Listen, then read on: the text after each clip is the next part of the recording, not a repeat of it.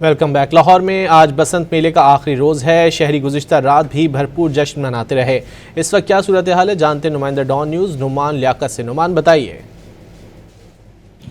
देखिए जी, लाहौर में रात गए तक पतंगबाजी का सिलसिला जारी रहा।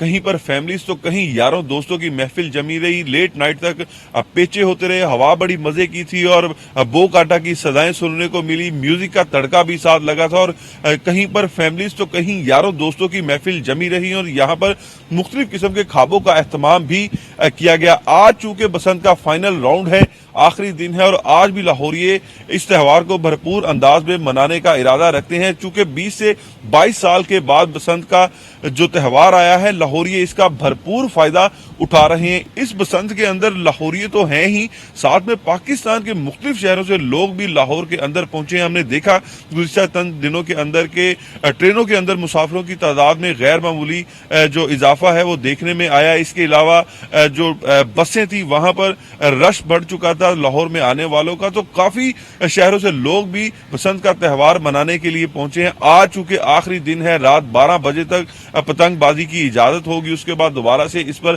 पाबंदी आयद कर दी जाएगी और पुलिस की जानिब से भी शहरियों को यही कहा जा रहा है कि वो तावन करे और बल्कि डीआईजी की जानिब से तारीफें भी की गई हैं लोगों की कि लाहौरियों ने बड़ा तावन किया है। 12 बजे से पहले जब आगाज हुआ था तो पतंगबाजी नहीं की गई थी, तो लाहौरियों का तावन भी इस हवाले से काफी अच्छा रहा है और मुख्तलिफ मुकामात पर सुबह सवेरे लोग जो है वो घरों से निकल रहे हैं। जो सजावटें की गई हैं बसंत की मुनासबत से वहां का विजिट करते हैं। जिस तरह से कल्चर की अक्कासी की गई है, बच्चों को इससे रोशनास भी करवा रहे हैं। जी नुमान, बहुत शुक्रिया इन तफसीलात